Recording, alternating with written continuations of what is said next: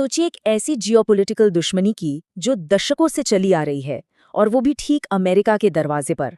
ये कहानी है एक ऐसे छोटे से द्वीप की जिसने दुनिया की सबसे बड़ी महाशक्ति को लगातार उलझाए रखा है। हाल में जो तनाव बढ़ा है उसमें क्यूबा के राष्ट्रपति डियाज कैनेल और वेनेजुएला के निकोलस मदुरो के बीच तुलना की जा रही है। ऐसा लग रहा है कि पूर्व ट्रंप प्रशासन ने मदुरो के खिलाफ जो कार्रवाई की थी वो शायद डियाज कैनेल के लिए एक तरह का पैटर्न बन सकती है।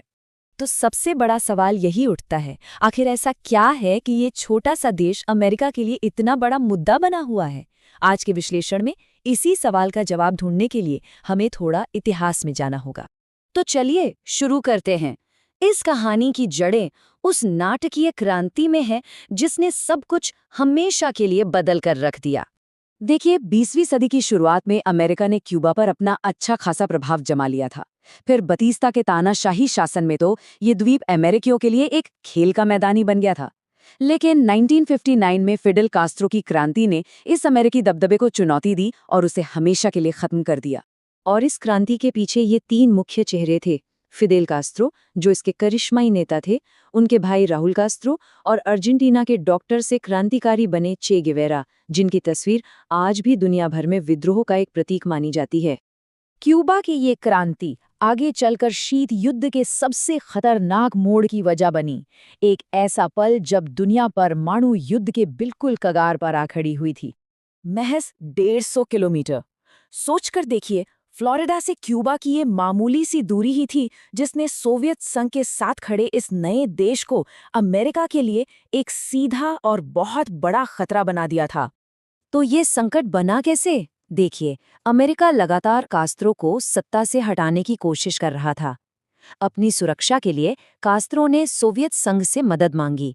बस सोवियत संघ ने इस मौके का फायदा उठाया और क्यूबा में गुपचुप तरीके से परमाणु मिसाइलें लगा दी। और जैसे ही अमेरिकी जासूसी विमानों ने इनकी तस्वीरें लीं, पूरी दुनिया की सांसें 13 दिनों के लिए थम गई। उस समय के अमेरिकी राष्ट्रपति जॉन एफ कैनेडी ने एक सीधी चेतावनी जारी की, जिससे ये साफ हो गया कि दुनिया एक विनाशकारी परमाणु युद्ध से बस एक गलत कदम दूर है।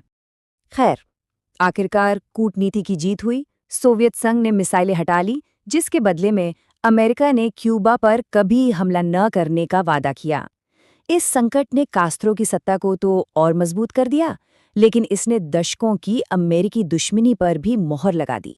अब ये जानना वाकई दिलचस्प है कि दशकों के आर्थिक प्रतिबंधों और अमेरिकी दबाव के बावजूद क्यूबा ने न सिर्फ खुद को बचाए रखा, बल्कि कुछ हैरान करने वाली सफलताएं भी हासिल कीं।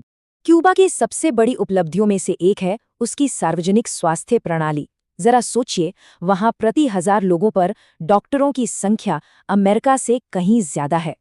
और सिर्फ स्वास्थ्य ही नहीं, शिक्षा के क्षेत्र में भी क्यूबा ने क्रांति के बाद जबरदस्त प्रगति की।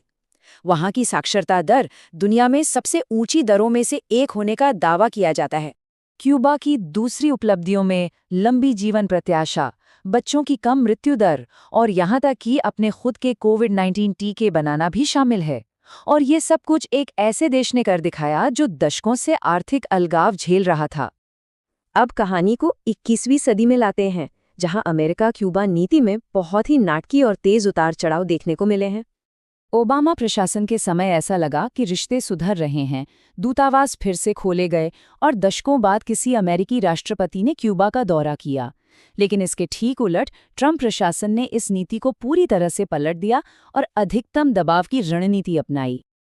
और यहीं आकर ये कहानी शुरुआत से जुड़ जाती है। ट्रंप की नीति का एक बड़ा निशाना क्यूबा और वेनेजुएला का गठबंधन था।